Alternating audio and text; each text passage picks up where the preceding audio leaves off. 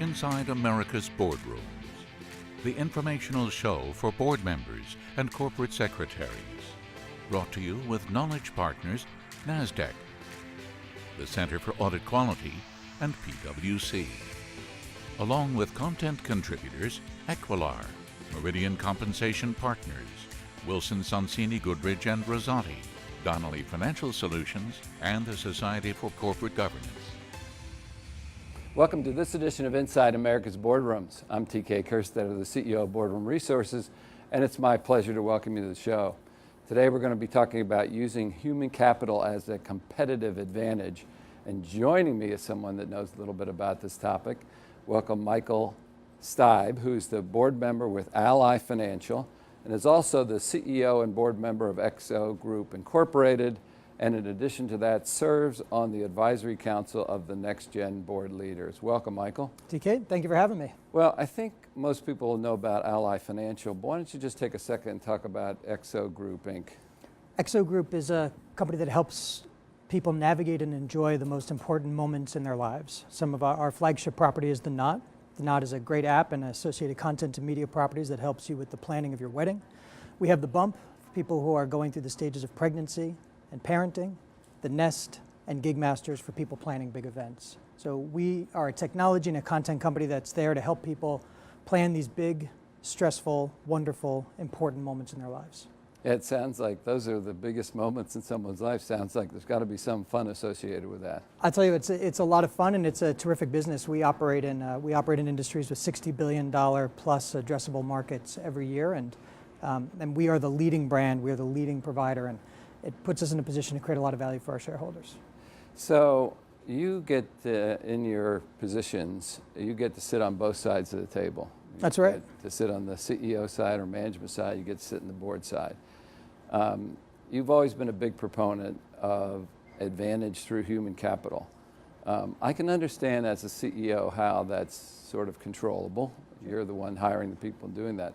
How do you stay on top of that? Let's move to the director side of the table. How does a director stay on top?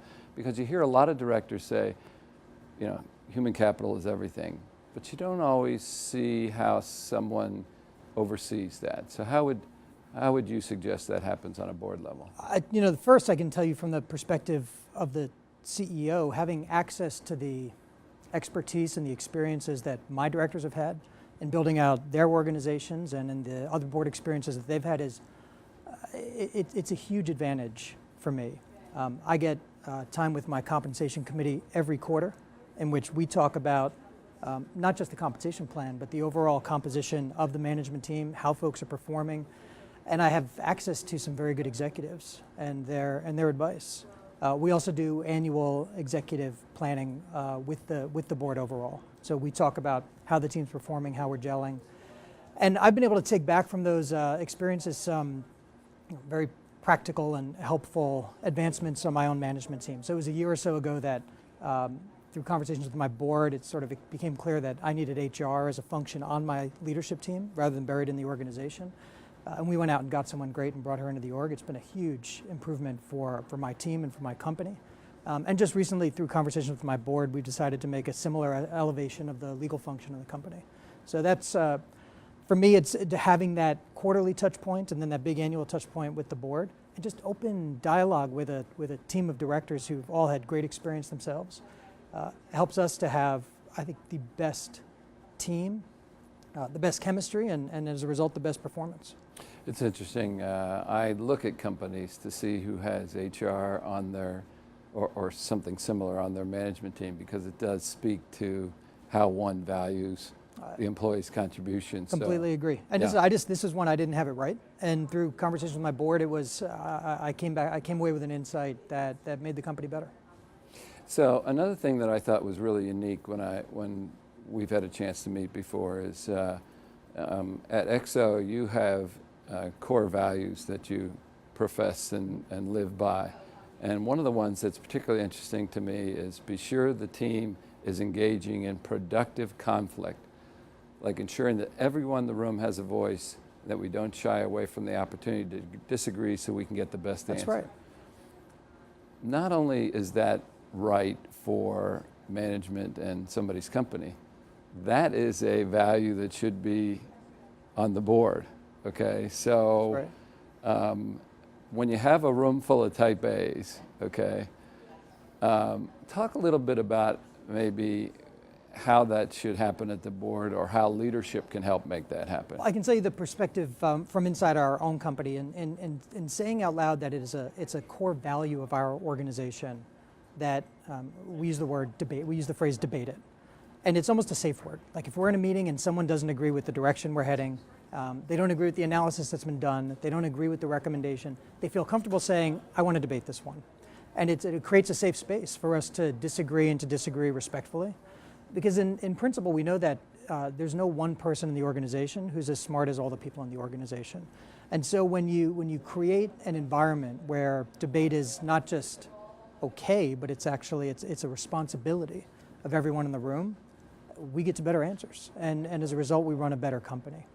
So I think if you apply that same principle to any organization, you apply that same principle to a board. If you have a board of directors where people respect each other and each other's expertise, where you create enough space in the boardroom so that there's time, there's oxygen to have debates. And when you have those debates, it's encouraged, it's facilitated by good directors. You develop that culture, and again, you get to much better answers as an organization when you engage in that constructive disagreement. Yeah, it's all about building that foundation that creates a culture of trust. That's exactly that right. You can say what That's exactly right. Yeah. So it's interesting, you had the opportunity, I mentioned in the intro, to serve on our next gen board leaders. Yep. And it was an exercise where we brought in 9 other people like yourself, movers and shakers, on boards in their 30s and 40s, making an impact on what's changing on boards.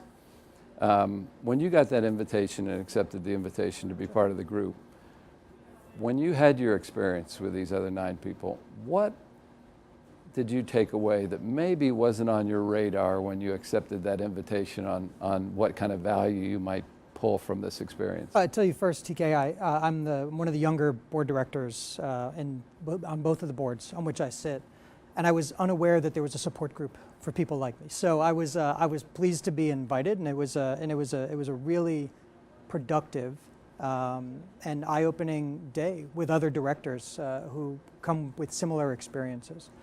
And I think it was Tolstoy who said all happy families are alike. I mean, what I took away from the conversation was that in every instance where boards are performing at a high level, it's because you have board directors who care very much about the organization, who make a lot of time for the organization. The board has a healthy culture where people are comfortable disagreeing with each other, comfortable bringing new ideas to the table, and that everyone is, at the end of the day, rowing the boat in the same direction. So I think what I took away was that those best practices prevail across boards of companies of all different sizes, across all different industries. Well, for us it was a great experience, and we tackled some challenges like tenure and things. When you sit on a board where your other board members are 20 or 30 years older than you, there's challenges that are associated with that. And it was interesting to hear people's views, and in the end we hope to pass along some good information that'll help boards with onboarding or recruiting or even refreshing. I found that it was all insightful and it was relevant. I really appreciated it, and this topic of board composition is a really important one. And as boards look to diversify their areas of expertise, in particular, a lot of boards want folks who have direct connection to the audience, to the end user, and are increasingly looking for directors who are digital natives. A byproduct of that is you're going to end up with board directors at different ages and different levels of experience. So I think it's an important topic for boards today, and it's great that you've gotten behind it. Yeah, well, age diversity is the new diversity buzzword, so it's nice to be on the front end of that. And Michael, we want to thank you for taking the time to come and join us on the show. And that will conclude this edition of Inside America's Boardrooms. We hope you enjoyed the show. We'll be back again next week when we take another look at a critical topic that'll help you be a better board member or committee member. So we'll see you then. Join us again next week for Inside America's Boardrooms. Brought to you with Knowledge Partners, NASDAQ, the Center for Audit Quality, and PwC.